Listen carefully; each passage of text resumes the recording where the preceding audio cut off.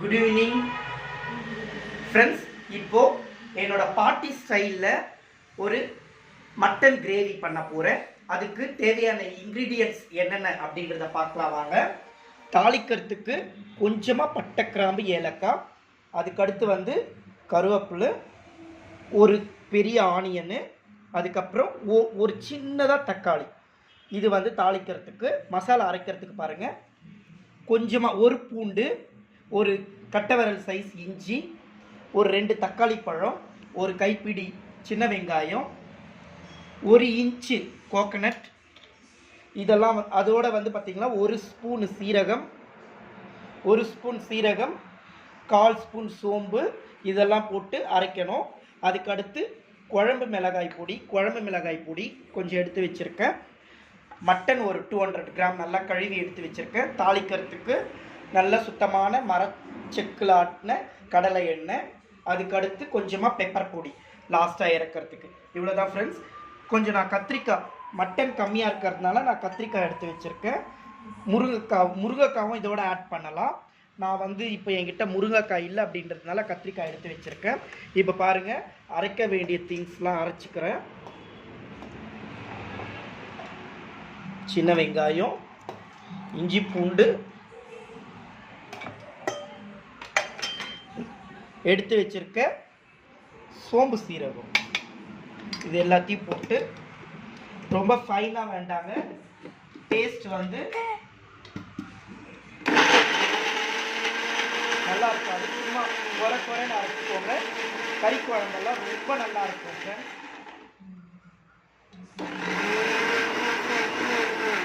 Okay, இப்போ தாளிக்கலாம். அடுப்பை start பண்ணிக்கிட்டு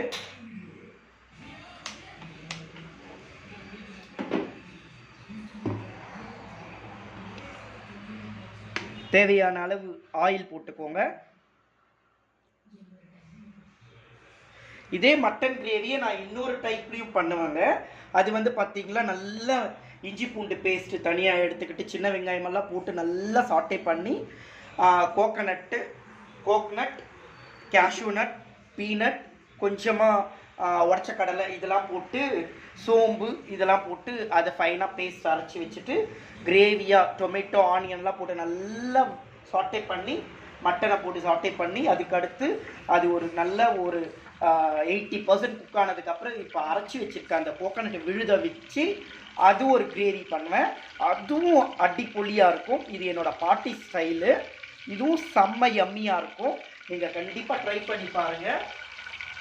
ஓகே, ஆயில் சூடாகிடுச்சு. நம்ம எடுத்து வச்சுருக்க இந்த பட்டை, கிராம்பு, ஏலக்காய் போட்டுக்கோங்க.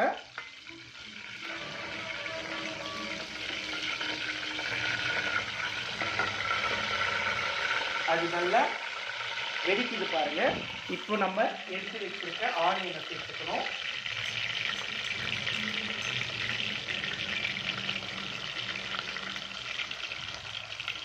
ஆனியனை சேர்த்து நல்லா டீப் ஃப்ரை பண்ணிக்கோங்க. இந்த டைமில் நம்ம கிரேவிக்கு தேவையான அளவு கல்லுப்பு, நான் ஒரு ஸ்பூன் கல்லுப்பு கிட்ட சேர்த்துக்கிறேன். இப்போது நல்லா டீப் ஃப்ரை ஆகணும் ஃப்ரெண்ட்ஸ். இது என்னோட பாட்டி பார்த்தீங்களா, ஜிஞ்சர் கார்லிக் பேஸ்ட்லாம் தனித்தனியாக அரைக்க மாட்டாங்க. நல்ல சின்ன உள்ளி, அதுக்கப்புறம் பார்த்தீங்கன்னா சின்ன வெங்காயம் சொல்கிற பார்த்தீங்களா, அது சின்ன உள்ளின்னு சொல்லுவாங்க. ஸோ அது தக்காளி, வெள்ளைப்பூண்டு, இஞ்சி, இது எல்லாமே சேர்த்து சோம்பு சீரகம் எல்லாம் சேர்த்து நல்லா அம்மியில் வச்சு மைய அரைச்சிப்பாங்க. அரைச்சி கறியோட தன்னோட கையில் போட்டு இந்த கிரேவியை போட்டு கலந்து விட்டு கொஞ்சமாக எண்ணெய் ஊற்றி விறகடுப்பில் வச்சுட்டாங்கன்னா அது நல்லா கொதிக்க அதோட ராஸ்மெல்லாம் போய் அவ்வளோ எம்மியாக இருக்கும் ஃப்ரெண்ட்ஸ். இப்போ நம்ம இந்த ஆனியன் கோல்டன் ப்ரௌன் ஆகிறதுக்கும் நம்ம போட்ட பட்டை, கிராம்பு நல்ல அதோட எசன்ஸ் இறங்குறதுக்கும் கரெக்டாக இருக்கும். பாருங்கள், அரோமா ஸ்டார்ட் ஆகிடுச்சு. எனக்கு ரொம்ப யம்மியாக. இந்த டைமில் நம்ம கிரேவிக்கு அண்ட் பிரியாணிக்கு எல்லாத்துக்குமே எதுக்காக நம்ம ஆனியனை ரொம்ப நல்லா சாட்டே பண்ணுறோன்னா கலர் வந்து ரொம்ப நல்லா கொடுக்கும், டேஸ்ட்டும் ரொம்ப யம்மியாக வரும் ஃப்ரெண்ட்ஸ். அதனால நீங்கள் எப்போல்லாம் இந்த கிரேவிஸ் பண்ணுறீங்களோ அப்போல்லாம் வந்து நம்ம ஆனியனை வந்து நல்ல கோல்டன் ப்ரௌனாக ரோஸ்ட் பண்ணிக்கோங்க. அப்போ சூப்பராக வரும் நமக்கு. இப்போ நம்ம எடுத்து வச்சிருக்க கறி லீவ்ஸ் அதை ஆட் பண்ணிக்கலாம். ஓகே, வதங்கியாச்சு. எடுத்து வச்சிருக்க மிளகாய் பொடியை ஆட் பண்ணிக்கலாம். மிளகாய் பொடியோட இந்த ரா ஸ்மெல்லு போகட்டும். இப்போ நம்ம எடுத்து க்ளீன் பண்ணி வச்சிருக்க மட்டன் இது புல்லுக்குள்ளே சேர்த்து ஒரு 5 மினிட்ஸ் ஆயிலில் இந்த மட்டன் நல்லா ஃப்ரை ஆகணும்.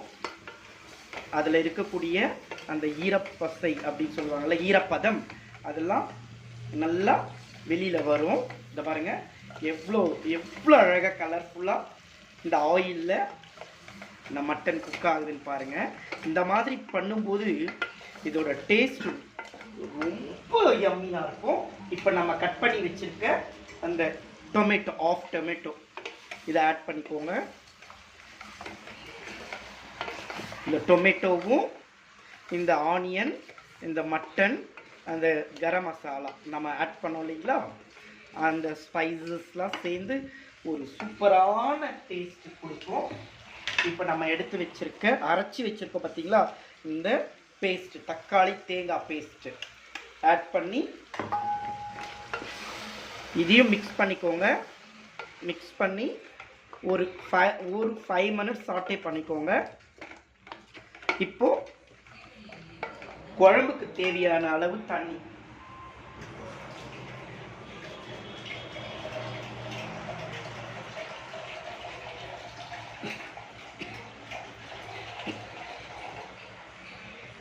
குழம்புக்கு தேவையான தண்ணி இந்த மிக்ஸி ஜாரை க்ளீன் பண்ணி அதையே போட்டுக்கலாம். Okay, super. நான் உப்பு செக் பண்ணுறேன் பாருங்க. Wow, all are perfect. இப்போ நம்ம கட் பண்ணி வச்சிருக்க பிரிஞ்சால் ஆட் பண்ணிக்கலாம்.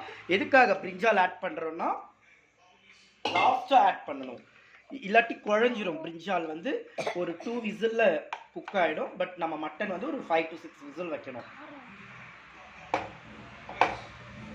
இப்போ நம்ம தேவையான பெப்பர் பொடி போட்டு குக்கரை க்ளோஸ் பண்ணிடலாம். Thank you all of.